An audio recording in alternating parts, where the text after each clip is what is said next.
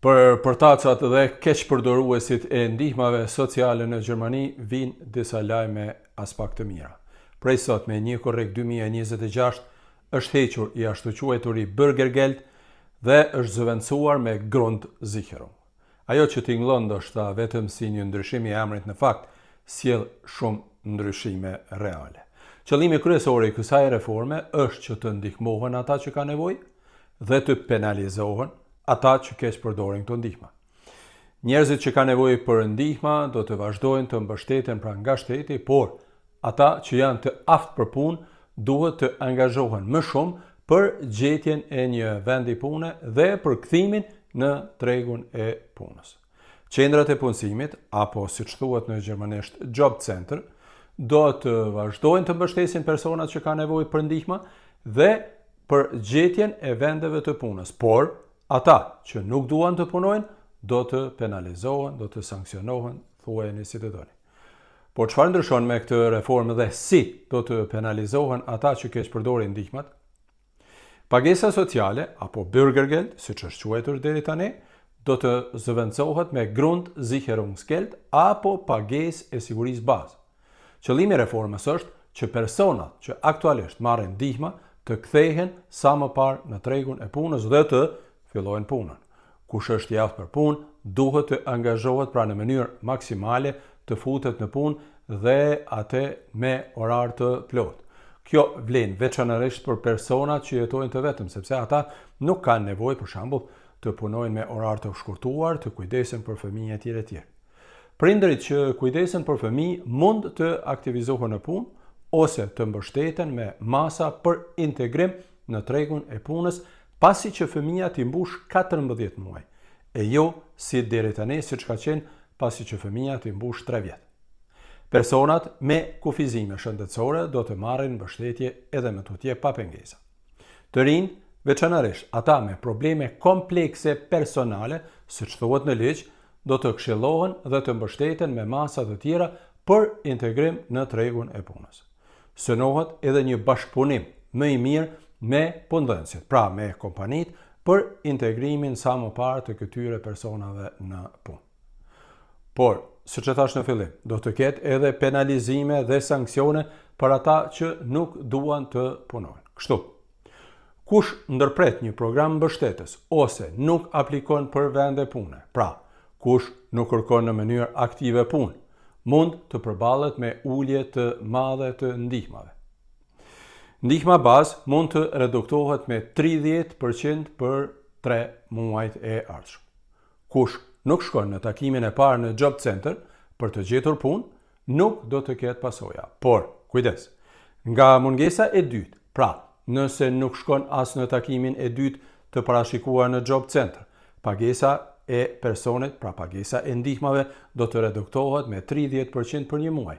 E kush mungon 3 herë radhësi në takimet e caktuara nga Job Center, mund të humbas plotësisht të drejtën për ndihma, përfshirë këtu madje edhe mundësinë e mos mbulimit të shpenzimeve të banimit apo Wohngeld, siç quhet në gjermanisht.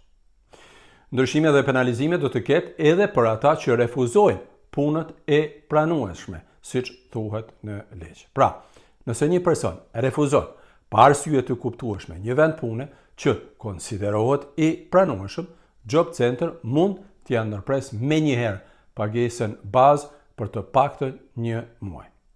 Parimi është pra që punësimit t'i jepet përparësi ndaj trajnimeve, pra Job Center do të insistoj më shumë që një person të shkojë në punë sesa në trajnime të më tutjeshme, siç ka qenë ndoshta deri tani. Ndryshime ka edhe sa i përket shumës së parave që mund të ketë një person në llogaritë të tij dhe pavarësisht kësaj merr edhe ndihma. Unë këtu me siguri që nuk do t'ua them të gjitha shifrat, sepse varen edhe nga mosha sa para ka në dispozicion, por ta dini që edhe këtu ka ndryshime. Sa i përket kufizimeve për kostot e banimit, kjo do të rregullohet në koordinim me kufit e përcaktuar nga komunat për vendbanimet. Pra, kjo përcaktohet nga vendi prase ku jetoni. Informacione më të detajuara mund të gjeni në faqen e Ministrisë Federale për Punë dhe Çështje Sociale, ndërsa shërbimet online për administrimin e përfitimeve mund të gjeni në faqen e Agjencisë Federale për Punë apo Arbeitsagentur. Ndryshe, në Gjermani kanë marrë Bürgergeld deri në këtë moment rreth 5 milion persona, që është më shumë se 8% e të gjithë banorëve të Gjermanisë. Sa i përket të huajve, më së shumti ndihma sociale marrin ukrainasit. Pastaj vijnë sirianët, afganët dhe turqit e tjerë tjerë. Shqiptarët nuk janë në mesin e 10 kombeve me numrin më të madh të personave që marrin ndihma sociale. Ndryshe, ndihmat sociale në Gjermani aktualisht janë 563 euro për një person që jetë vetë. Çiftet marrin 1012 euro së bashku, pra nga 506 euro.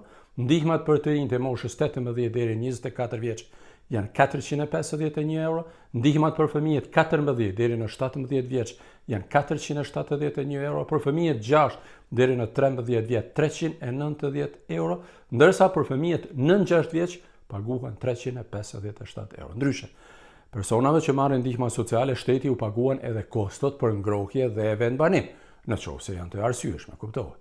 Ndaj, në raste të caktuara, ndihmat sociale shkojnë deri në disa mijëra euro, varësisht nga gjendja familjare, nga numri i fëmijëve, nga mosha e tjerë. Prandaj, shumë kush edhe ka shtruar dilemen.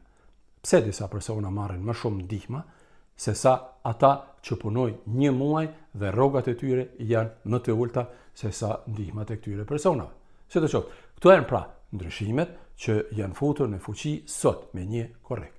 E ju, nëse keni ndonjë pyetje, mos hezitoni, mund të shkruani këtu, sepse ju e dini që kanalet e mia janë të hapura gjithmonë edhe për komunikim, për pyetje, për rekomandime e tjera. Por mos harroni të abonoheni në kanalet e mia dhe mos harroni ta shpërndani këtë video, sepse me gjithë faktin se shqiptarët pra nuk janë në grupin e 10 kombeve të cilët marrin më së shumti ndihma sociale, megjithatë edhe në mesin e tyre ka të tillë që marrin ose ndihma sociale, ose për momentin kanë mbetur pa punë, ose kanë nevojë për Wohngeld, pra për të ndihma për të paguar banesën e tjerë. Si do qoftë, unë ju falenderoj shumë dhe mirupafshim së shpejti.